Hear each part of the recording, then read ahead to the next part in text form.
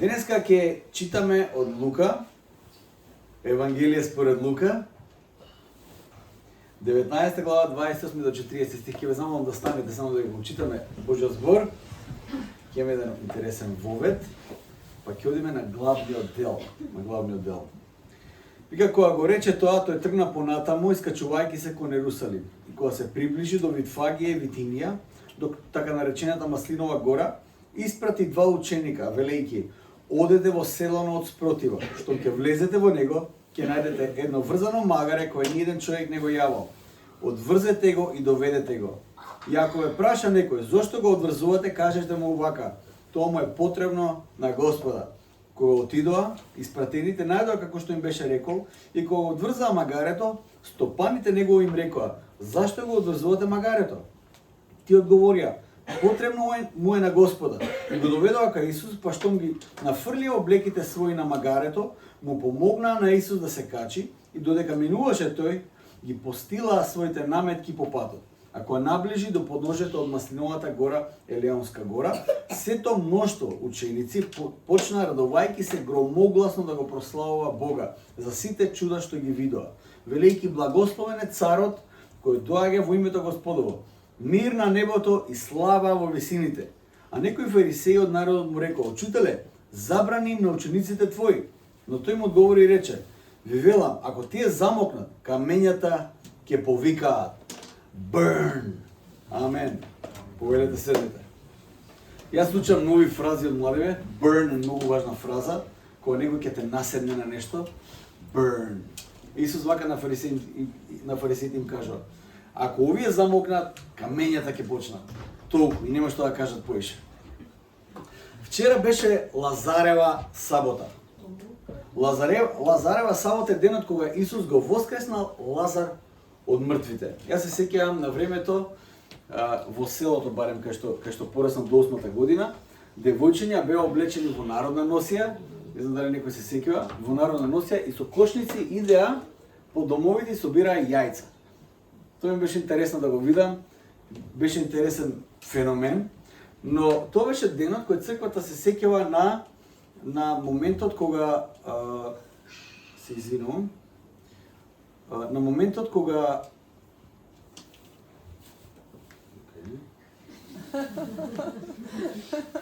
беше време за Пасха. Ерусалим магарето пред време се извинив, така? Добро. Само да направам да не... Океј, не е врска. Белки нема да ми направи пак така. Океј. Значи, тоа е денот кога Исус го воскреснал Лазар од мртвите. Тоа беше уствари денот, тоа беше причината зашто еврејските водачи во тој момент, кога го видоа Лазар дека воскресна и народот дека полудет за Исус и така натаму, они кажаа вака: Исус мора да умре. Тоа е тоа, нема друг начин. И дури просвещеникот кажа: подобро еден да умре, отколку цел народ да умре за еден. Воскресението на Лазар се прочуло насекаде и народот веќе нема никакви дилеми за Исус. Никој работи не може да ги игнорира. Знаете, ако некој чудо се деси таму некаде у Назарет, слушнал, не разбрал, муабете, преувеличување и така натаму. Сега во Ерусалим, Лазар, кој веројатно голем дел го знаеле, биле на погреб негов, го виделе, одеднаш Лазар стои помеѓу нив, тоа е big deal. Тоа едноставно не можеш да го игнорираш. Може фарисеите кажале едно, друго, трето, но Лазар сега стои помеѓу нас. Тоа не можеш да го игнорираш. Тоа што е посебно за Исус е дека всушност тој нема шанси да те остави да бидеш за него онака it's okay да кажеш. Нема шанси да остави на тоа. Во времето на Исус сите разбрале за него, сите слушнале за тоа што го правил и сите имале мислење за Исус. Сите имале мислење за Исус. Има една реченица за Исус која вели: можеш да го сакаш, можеш да го мразиш, ама не можеш да го игнорираш. Исус бил во таа категорија. Едноставно бил премногу познат, премногу работи направил за да не знаеш за него. Можеш да го сакаш, да го мразиш, ама не можеш да го игнорираш. Исус е некој кој ќе биде присутен целиот твој живот. Деца, Исус ќе биде присутен целиот твој живот. И ќе треба внимателно да слушаш што има да каже. Ки има шанса да го сакаш, ки има шанса да го сакаш Исус, ки има шанса да кажеш мене Исус не ми треба, но не можеш да го игнорираш. Имало многу луѓе до сега, дел од проповедта е за возрастните, дел за деца, така да ќе има ваква комуникација. Многу од народите се обиделе да го отстранат Исус. Од самиот почеток. Водачите се обиделе да го убијат. Има многу системи, државни системи кои се обидуваат да забранат Библијата, да ги прогонуваат христијаните, верите, едноставно да го направат христијанството илегално. Една од државите во светот каде што христијанството е илегално, али тоа е казниво со закон, со смрт, тоа е Иран. Тоа што е интересно, дека најбрзо растечка црква во светот е иранската црква. Таа е подземна црква, таа е тајна црква, луѓето не смеат јавно да ја практикуваат својата вера, но тоа е црквата која најбрзо расте во режимот каде што е најзабранета. Колку повеќе се обидувале да ја забранат црквата, такво нешто, толку повеќе луѓето слушале за Исус. И толку повеќе луѓе верувале во Исус. Исус не можеш само да го избришеш. Или ќе го сакаш, или ќе го мразиш, ама нема шанси да го игнорираш. Со оваа недела, денот недела, официјално влегуваме во она што го нарекува црквата Страсната седмица. Тоа е неделата, 7 дена пред Воскресението. Тоа е неделата во која уствари евангелистите многу пишувале за таа недела. Толку многу работи се случиле во последната недела од Исусовиот живот, толку многу важни нешта се случиле што евангелистот Јован пишува за тоа многу. Всушност, пола од неговото евангелие, го зимате евангелието според Јован, го отварате, целиот опус, еве да кажеме ако ова е евангелието според Јован.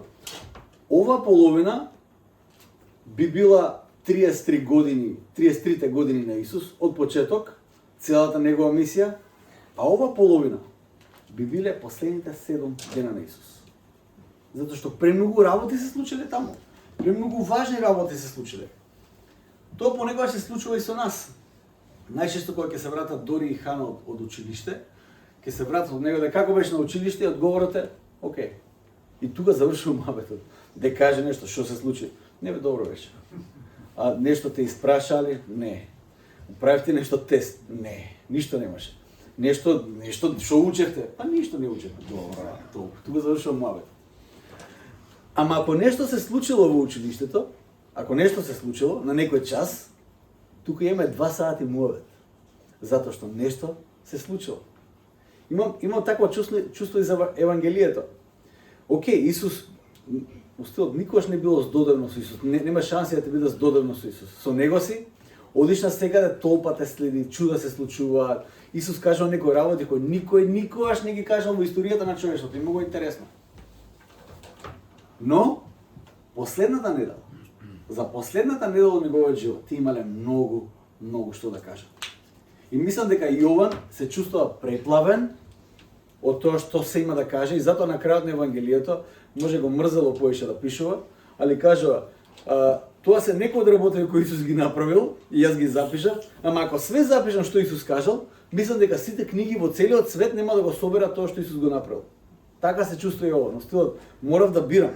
Многу работи се случија. Последните 7 дена биле многу важни. Деца, има ли некој да каже нешто интересно што му се случило дома? Кажи, Лука, што се случило?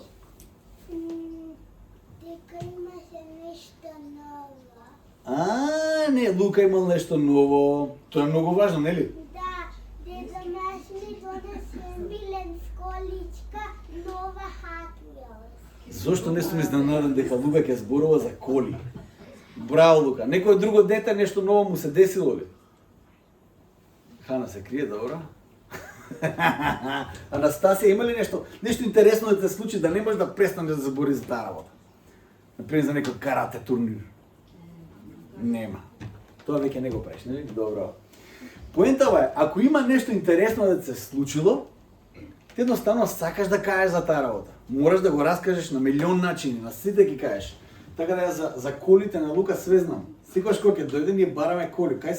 Кај се твоите стари кули, Вујче? Секогаш така ме вика. Јас имам и стари кули и сега се изгуби, не знам кај се. Ќе ги најдам. Многу често пати нашите пријатели ќе сакат да дознаат за некои интересни работи. Например, се враќаме од некое патување и обично така правиме со нашите пријатели. Ќе се вратиме од патување и сега не се собираме ние секоја недела да им кажам што правиме низ неделата, репорти да даваме едни на други. Ама ако сме били на патување некое чудно место, ќе сакаат да дознаат малку повеќе. Ќе дојдете и кажете ми како беше таму, со што се возевте, каква храна јадевте, во што спиевте. Едноставно има што да кажеш. Таква била последната недела помеѓу апостолите и Исус. Нешто многу интересно се случува.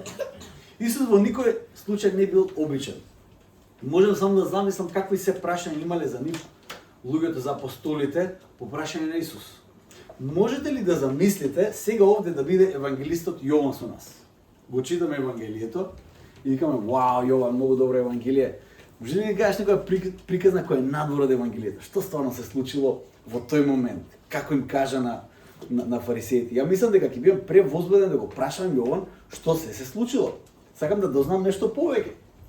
Отприлика така се чувствувам. Јас верувам дека во моментот кога ќе заврши богослужбата, а Јован е тука, сите ќе му навалиме со прашање, да го прашаме некои нови работи. Или например, јас би сакал да го прашам Јован. Слушај, гледам некој burn story со стилот кога Исус им враќа на фарисеите. Де кажи уште некоја онака баш сочна приказна како им вратил. Сакам да знам. Што им одговори Исус тогаш. Кога Јован го пишал своето Евангелие, тој се присетил на се што е важно, го става, но во неговото сеќавање во приказната која сака да ја раскаже за Исус, посебно се важи последните 7 дена во животот на Исус. Затоа што тој на почетокот така и го доживеал тоа. Во моментот кога Исус им ги мие нозете, тој ги дава тие некои последни инструкции, последни лекции.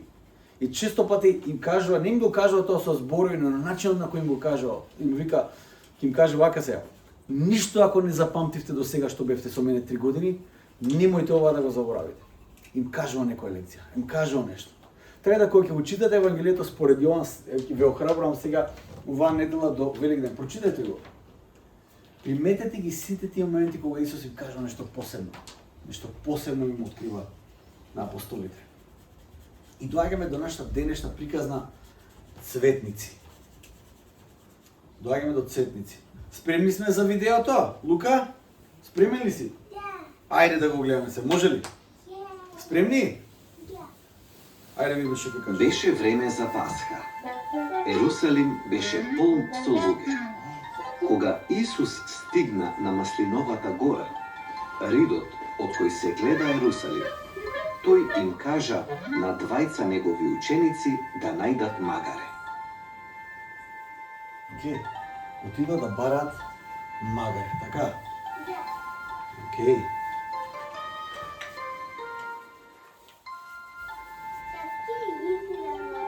Добро. Ќе играме обавезно после. Како се викало магарето, знаеш ли? Мисля дека се викало столи. Не сум сигурен. Ќе треба да видиме некој старогрчки списи што пишува таму. Дали некој од нас јавал магаре? Некој јавал магаре до сега? Сте јавале магаре? Кој јавал конј? Кој знае да јава конј? Чека да видам. Најс, има некој што јавале конј. Јас еднаш дедо ми ставиле конј, се уплашив и ќе ме треснеше конјот од земја. Ама магаре да јаваш е малце бампи. Кога ќе седнеш на магарето, се сеќавам повторно у селото. Во последно време бидат многу приказни од селото, кај Шарател. Се сеќавам луѓе кои доаѓаа на магаре. И магарето секогаш се јаваше на страна. Не устилот не јават вака на као конј, туку седат на страна и вака го јаваа. И за мене тоа беше конј си е конј, магарето е као не знам. Например, ако размислам овие коњоти магаре ако ги ставам во категорија автомобили, Лука, кој побава кола? Мерцедес или Југо? Југо е побава. Ми ја уништи приказна. Ламборџини и Мерцедес, кој е подобра? Ламборџини. Требаше да знам што да прашам. Ако размислам за коњот и магарето, се враќам на мојата споредба, да има логика. Коњот го гледав као Мерцедес, тоа е тоа, кола за сва времена, а југото, магарето го гледав како југо. Тоа е едноставно не југо, нели за тоа? И моето прашање овде за овој текст е зошто Исус влегува во Ерусалим и јава на магаре? Зошто Исус не влезе на конј? Веројатно начинот на кој влегува Исус многу зборува за неговиот карактер и намерата со која тој е дојден овде во Ерусалим. Во голема мера го означува начинот на кој тој ќе владее.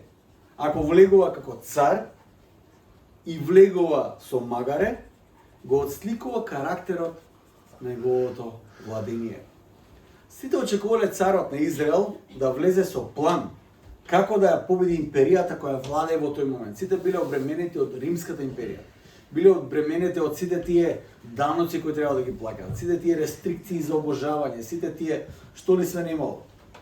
Тоа што него знаеше народот, тоа е дека со второто доаѓање на земјата, Исус ќе ги реши и ќе ги победи сите земни империи и сите земни царства. Но првиот пат кога дојде во историјата, тој мораше да победи еден поголем непријател од Рим. Затоа што Рим беше непријател. Ама Рим беше мала шала во споредба со непријателот со кој ние луѓето бевме обременети и фатени. Божиот непријател беше сотоната. Исус мораше да го победи гревот и најважно да ја победи смртта. Исус влезе со магаре за да покаже дека тој е Божиот слуга кој дојде и кој ќе го даде својот живот за нас. Ќе ни служи. Ќе ни служи на нас луѓето. Спремни сме за втора сцена? Лука, може? Да. Ајде. Чекај малце сега втора сцена. Идемо дале. А и тоа точно викаат не било од кој на мажена. Ајде. Исполнувајќи го библискиот стих кој вели: Ерусалиме, доаѓа твојот цар кој јава на магаре. Ево твојот цар кој доаѓа на магаре.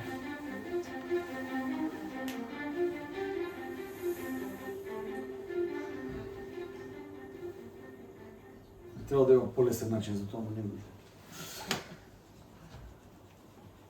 Интересно е во секоја приказна која слушаме од евангелистите се фокусираме на некој работа. Некој ќе се фокусираат на магарето и ќе има начин за да се проповеди за магарето, зошто Исус јава на магаре, што значи тоа. Некој ќе се фокусираат на магарето и исполнувањето на пророштвото. И тоа е еден од фокусите кои ги имаме. Понекогаш се мислам дека приказната за Исус толку е прекрасна што сакам на некаков начин да бидам дел од таа приказна. Сакам да бидам дел од приказната за Исус. За децата сакам сега нешто да ги прашам. Кога Исус го направи чудото со тоа што ги хранеше тие 5000 луѓе, јас сакам да бидам детето кој ќе ги донесе тие 5 леба и 2 риби. Многу сакам да видам тоа дете. Сакам на некаков начин да бидам дел од приказната на Исус. Во приказната за тоа како апостолите се расправа кој е поважен и така натаму.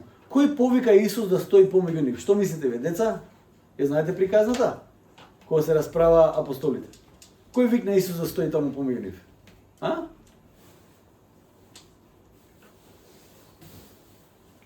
Who was it? The one who serves. What? The one who serves. The one who serves. But he called a child and put him between them. Господ го повика детево, ги стави помеѓу нив и вика вака се. Ако сакате да учите, учете од тоа дете. Треба да имате вера како тоа дете, треба да се понизите како тоа дете. И кој сака да биде најголем во моето царство, треба да се понизи како ово дете и да биде слуга на сите. Како што гледате во приказните на Исус, има многу деца. Јас понекогаш се замислам да бидам дел од тие деца, да бидам таму. Не знам дали понекогаш така ја читате Библијата. Да се ставите во улога на еден од карактерите таму околу Исус. Понекогаш сакам така да ги читам Евангелијата, да доживеам приказната, да се обидам да го изгенерирам тоа чувство, да се биде присутен таму. каде што Исус го прави тоа чудо што го прави. Или кога го поучува тоа, да го слушнам неговиот збор, онака како што го поучува. Сакам да бидам таму.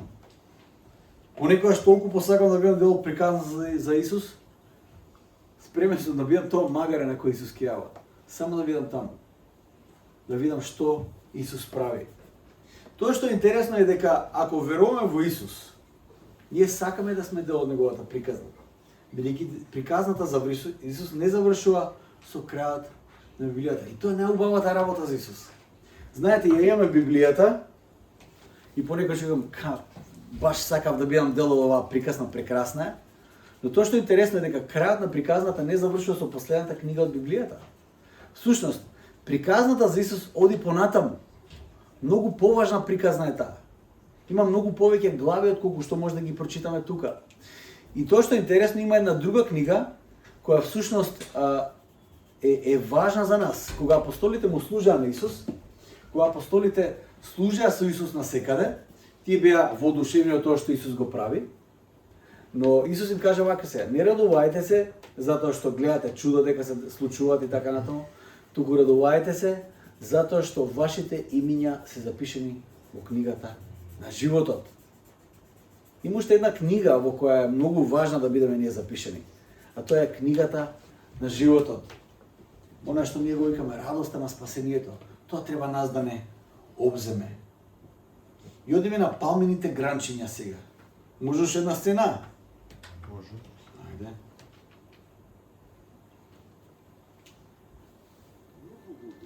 Се сетија на неговите чуда и му се придружија. Ги ставаа своите наметки и палмови гранчиња на патот пред него, покажувајќи му чест. Еве го Исус како оди.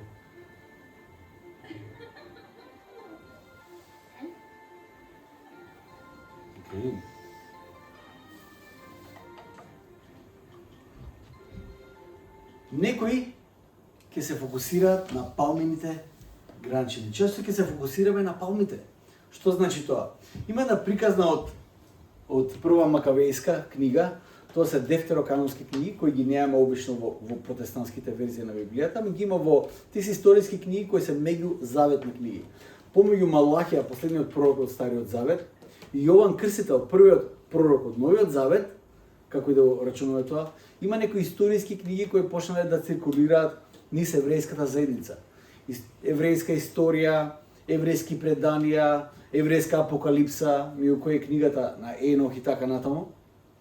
Но во прва Макавејска книга има една приказна која може многу да ни објасни зошто луѓето поставуваат палмини гранчиња кога влегува Исус. Што се случува во тој момент?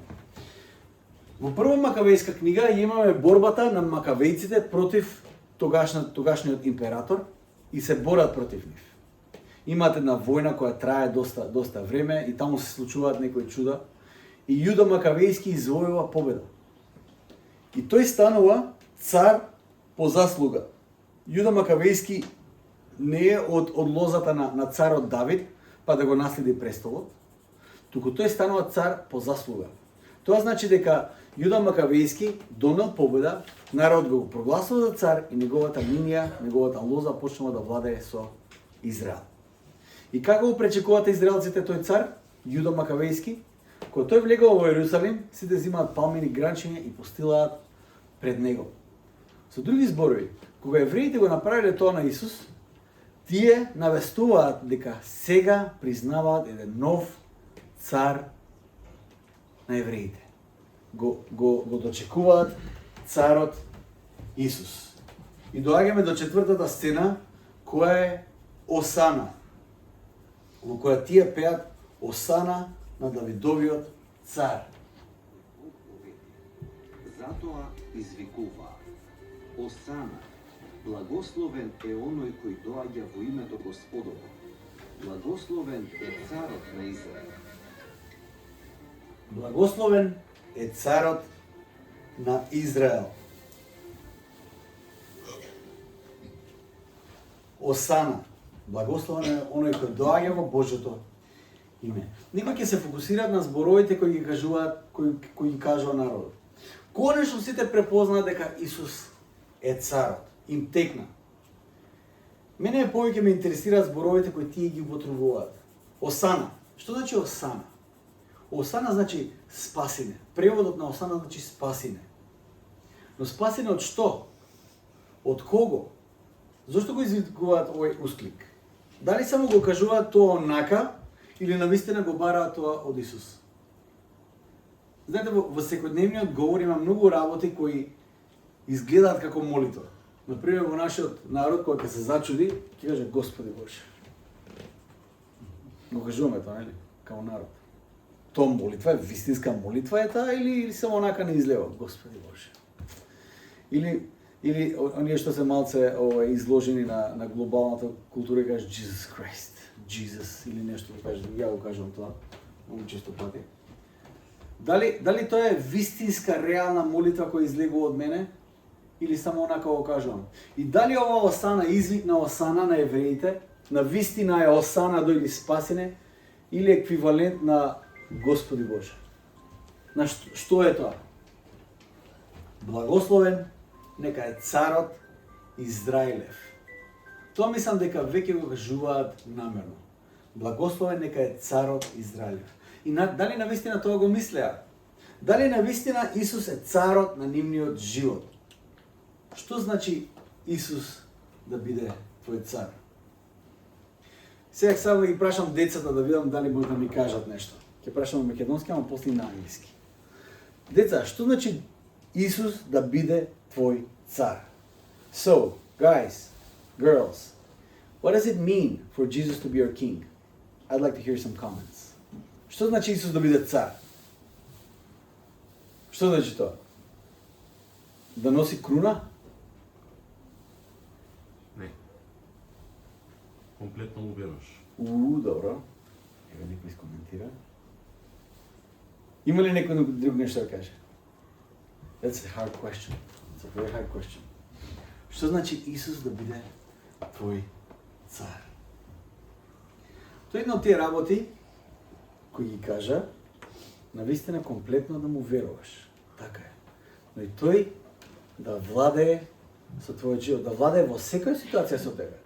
Тоа значи да бидеш сигурен во секоја ситуација, знаејќи дека Исус тебе да чува, дека Исус е тука за тебе, дека Исус знае што следи, што претходи, дека Исус знае во што стоиш ти. Исус да биде твојот цар. Во малата група разговаравме за некои работи, дека многу полесно е Исус да го прифатиме како наш спасител, малку потешко е да го прифатиме како наш цар. Знаете, многу полесно е кога ти е тешко да кажеш Исус се спасиме, осано да кажеш. Тоа е многу лесно излегува од тебе, кога ти е тешко, а немаш веќе каде, ќе кажеш осана, Исус се спасиме. Ама да кажеш Исусе биди мој цар, дојди како мој цар, како мој владател, тоа веќе малце потешко. Тоа веќе малце потешко. Затоа што во секоја ситуација во твојот живот треба Исус да владее.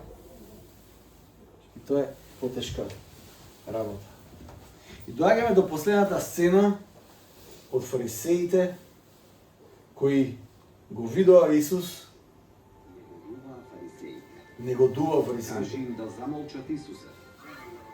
Дури и ако сите престанат да извикуваат, одговори Исус. Сепак, камењата ќе ме слава.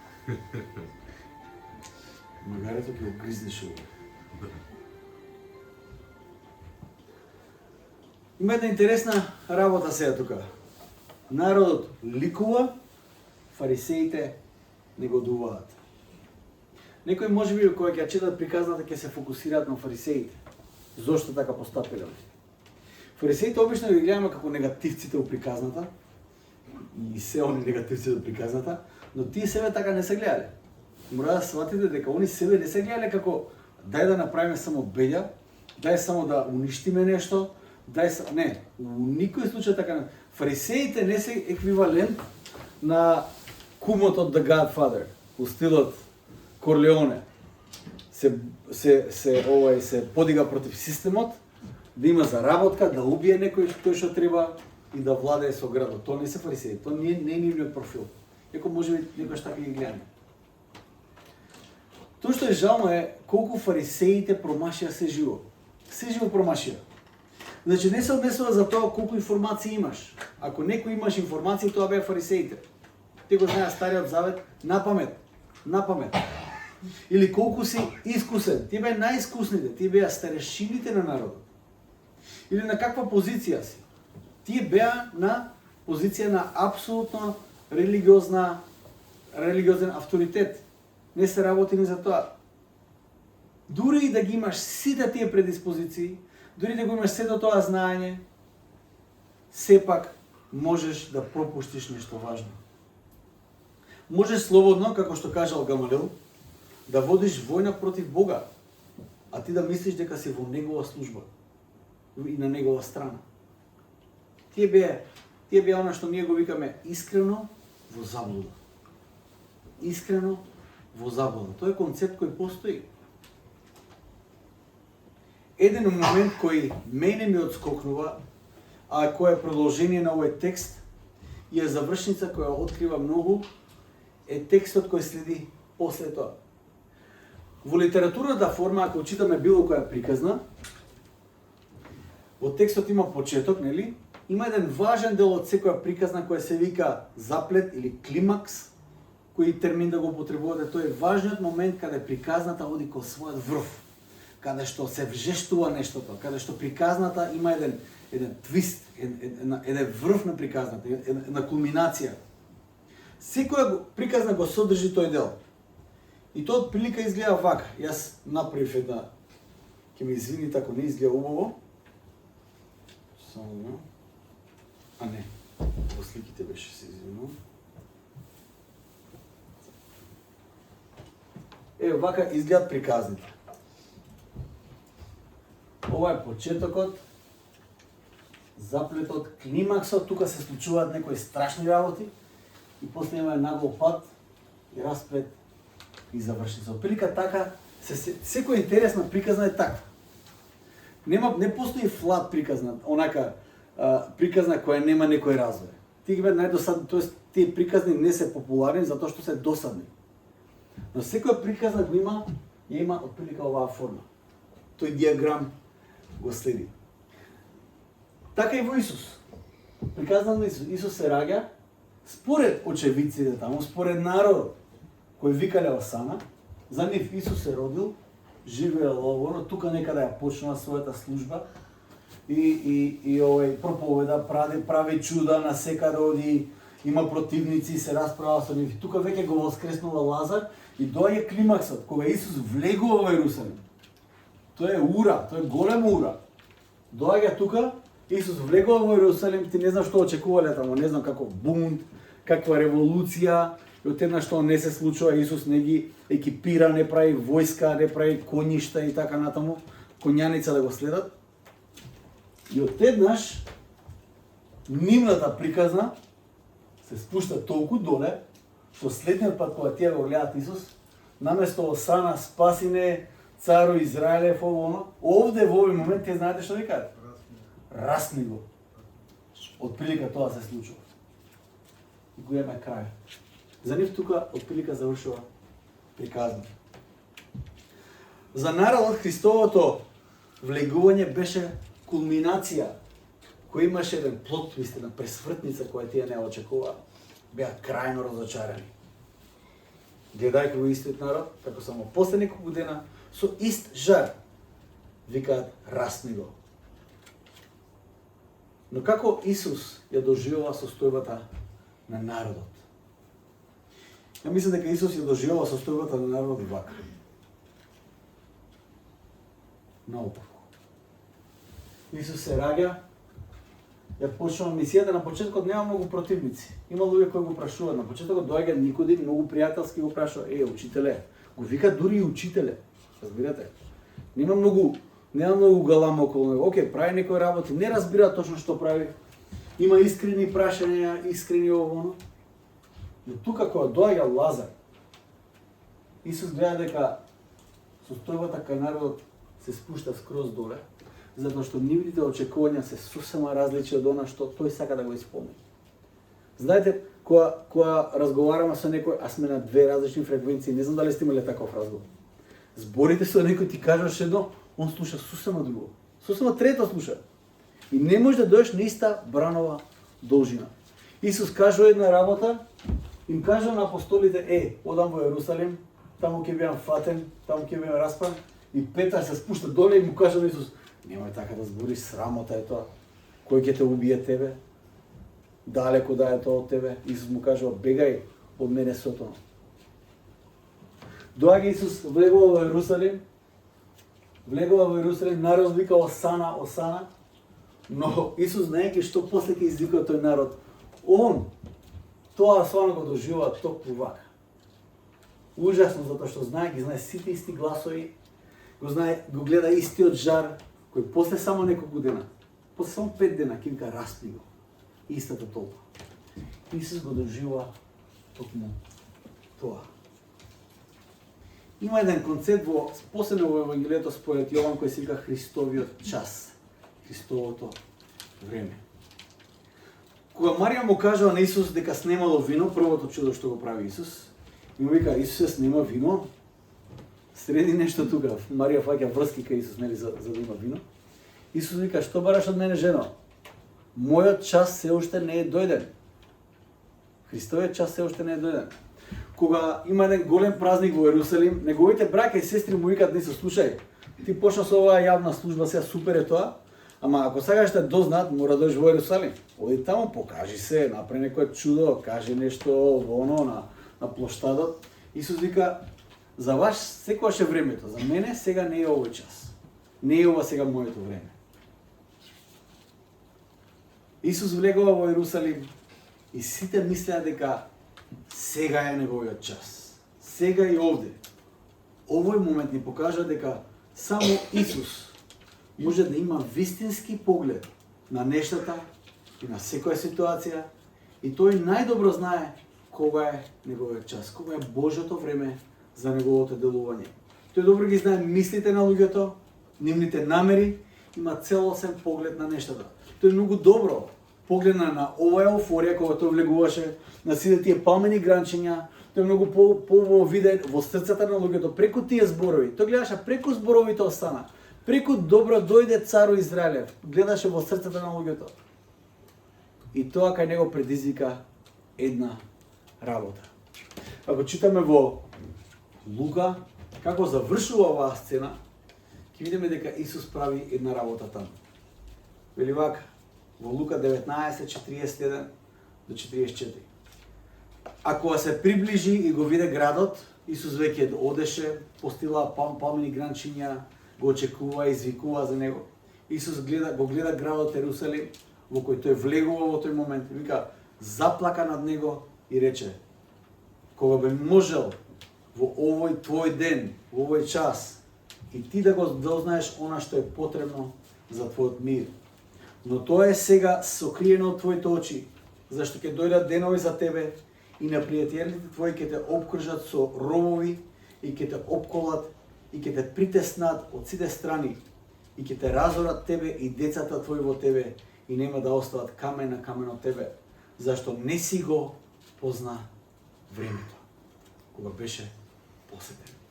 Не го позна часот на твојата посета.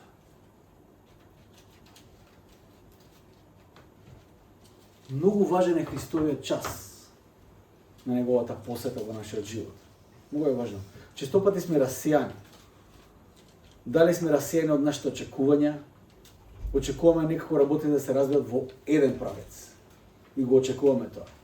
Дури и на некој начин и Божјото делување си го преведуваме да ни одговара на нас, на нашата наратива, на нашата приказна.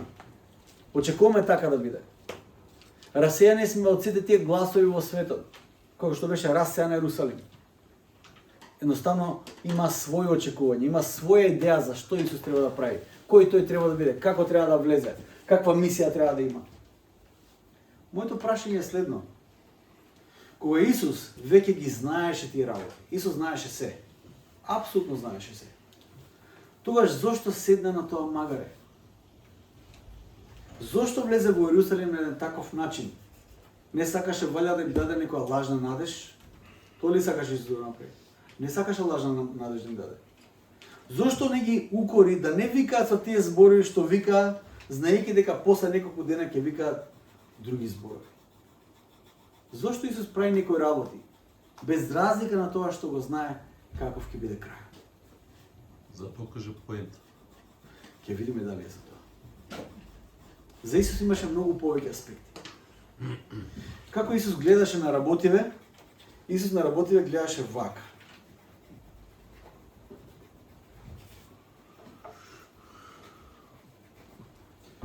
Во се што Исус направи, Исус ја гледаше, ја доживеа најниската точка на човекот, но тој за своето предзнаење, со својата сила, ја постигна кулминацијата, она што тој сакаше да го направи.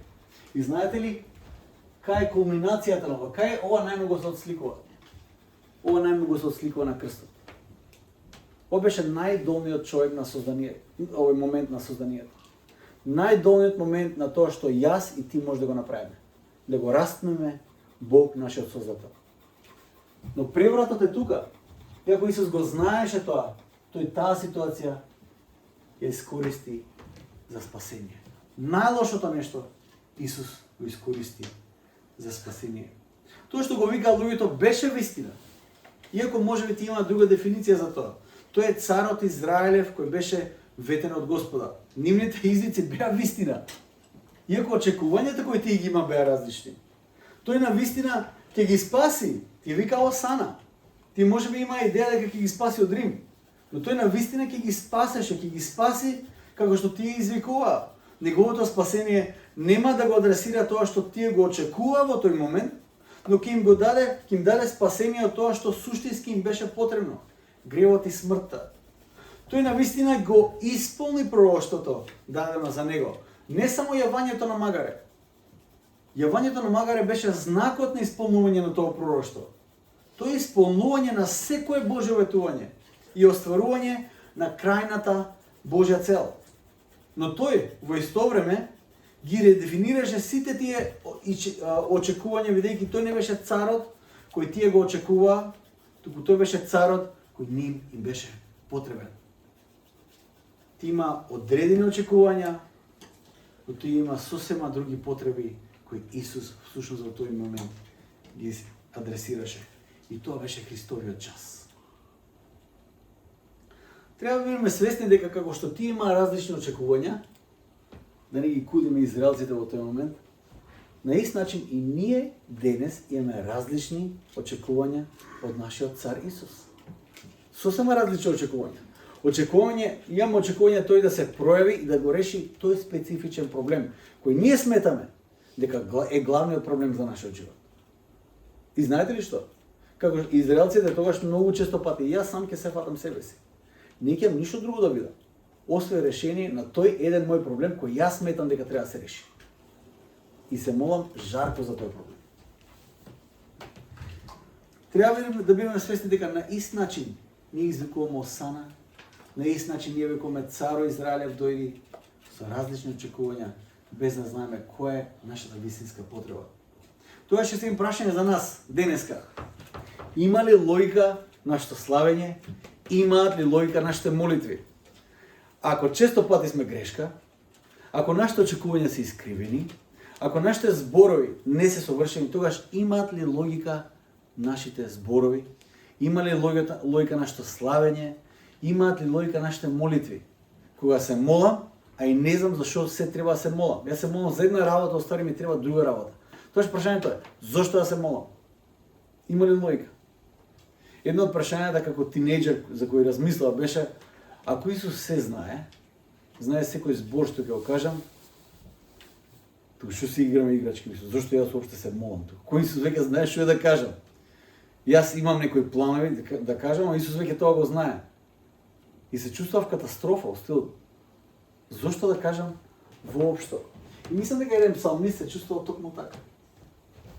Тоа што треба да научиме во целата ова приказна е дека Исус го прифаќа нашето искрено, несовршено славење и обожавање.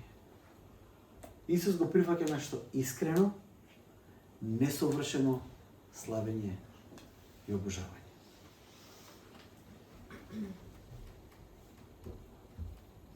Едно од тие работи кои Исус ги слушаше докато збореше со луѓето. Тој ги слушаше нивните зборови. Евангелистот од време на време ќе ни каже. Немаше никој потреба да му каже на Исус ништо, затоа што тој знаеше што мисли. Тој ги читаше нивните срца. Мислам дека тој е моментот кога треба да сватиме дека нашето срце, она што излегува од нашето срце, тоа е тоа што Исус го слуша. Не се зборовите што ги кажеме, пошто ние сме, луѓето сме родени манипулатори. Родени. Се раѓаме со диплома за манипулација. Секој збор знаеме да го извртиме. Можеме да ставиме некој спин на нашите зборови, се може да направиме. Апсолутно се. Но тоа што Господ го слуша, не се зборовите кои јас на глас ќе ги кажам, туку она што излегува од моето срце. Затоа што кога дојдоа фарисеите и го праша да плаќаме ли данок, тие реално не го прашаа тоа прашање, дали да плаќаат данок. Ти има сосема друго прашање во нивните срца. Исус го одреди тоа прашање. Кога дојде Никодим кај него, кога му каже знам дека си му ласкаше на Исус, Исус едноставно отиде преку тоа ласкање. Му каже, ако сакаш да бидеш дел од царството, треба наново да се родиш. Точка. Ама чекај, како ја не мислев тоа. Не, ти тоа го мислеше, јас тоа го почитав. Кај Исус кога доаѓаме, треба да бидеме свесни дека тој го слуша нашето срце. Понекогаш несовршено ќе го славиме, несовршено ќе се молиме, но Исус го слуша нашето срце. За крај, сакам да го прочитам псалмот, дел од псалмот 139. И тоа треба да биде една молитва која имаме јас и ти секој ден. Да имаме таа свесност дека секогаш кога се молиме, секогаш кога славиме, секогаш кога зборуваме, од прилика тоа се случува. Господи, ти си ме испитал и ме знаеш. Ти знаеш кога седнувам и кога станувам. Ти оддалеку ги разбираш мислите мои. Одам ли, лежам ли, ти се гледаш. Сите патишта мои си ги предвидел, уште зборови не ми дошле до јазикот мој, ти Господи веќе ги знаеш. Ти ме обкружуваш, зад мене си, пред мене си, раката Твоја е положена над мене. Се восхитувам на Твоето знаење. Тоа е превисоко, не можам да му придам. Каде да одам од Твојот дух, од лицето Твое, каде да побегнам? Ако се искачам на небото, ти си таму. Ако слезам во подземјето, ти си тука. Ако ги земам крилјата на зората и се преставам на крајот од морето, и таму ќе ме води Твојата рака, Твојата десница ќе ме држи. Ако речам, можеби темнина ќе ме покрие, но и ноќта е како светлина околу мене, и темнината нема да биде темнина за тебе. И ноќта за тебе е светла како ден и темнината како светлина. Зашто ти си ја создал мојата внатрешност и ме оформи во мајчината ми утрова. Те прославувам затоа што сум чудесно создаден. Прекрасни се твоите дела. Душата моја тоа добро го знае. Дали имаме таа молитва во нас? Дали го имаме тоа знаење за тоа кои сме ние и кои сме ние во Господа? Дали сме свесни дека Господ навистина ги чита нашите срца? Стварно ги чита нашите срца. Молитвата мери ме трогна малце затоа што верувам дека тоа беше една молитва, искрена молитва, која излезе од срцето. Од срцето излезе. Не беше тоа само една испланирана реченица која кажа, тука е молитва која излезе од срцето. Исус е таков жар им пристапи на луѓето во Ерусалим. Додека тие ликува, извикува, се радува, Исус заплача. За мене тоа е најтешката сцена во Новиот Завет. Реално, после крстот. Затоа што во целото тоа славие Исус погледна преку тоа славие. Преку тие charades, како да кажам, преку тие, како да ги кажам ние, што ги имаме тука, прослави, што ги имаме, површни работи. Исус погледна во вистинската состојба на луѓето и затоа плачеше. И јас ја охрабрам оваа црква тука, секој еден од нас. Погледнете така на Скопје, еве, погледнете на Скопје така. Скопје е релативно ветро место, кога е добро времето, но ако погледнеме преку тие работи, навистина ќе плачеме за нашиот град. Често пати ќе се зафатиме со нашите тука ситни проблемчиња со кои ние се замараме. Со ситни проблемчиња. Црковни проблемчиња. Проблемчиња на тие што викаме first world problems. Некои мали работи ќе станат толку големи за нас. Ние нема да може да продолжиме да живееме понатаму, додека народот околу нас гине. Ние Господ така не трогне на вистина да го погледнеме овој град, да ги погледнеме тие луѓе кои им треба спасение и да се пуштиме во мисија. Се пуштиме во мисија, на вистина се пуштиме во мисија. Нека Господ ни ја расте црквата. Нека си ја расте неговата црква. Нека секој од нас биде искористен за негова слава, да досегнеме луѓе за неговото спасение. Да бидеме отворени за тоа што Господ го става на нашите срца. Да оставиме се по страна. Се да оставиме по страна. Како што кажав, никој од нас совршено нема да се моли, никој од нас совршено нема да го обошава, никој од нас совршено нема да го живее животот, никој од нас совршено нема ништо да направи. Ништо. Ако очекуваме совршеност, ќе биде предоцна. Совршеност може да очекуваме во небото. Овде на земјата, ние сите сме скршени, сите сме паднати. Одлуката е на нас.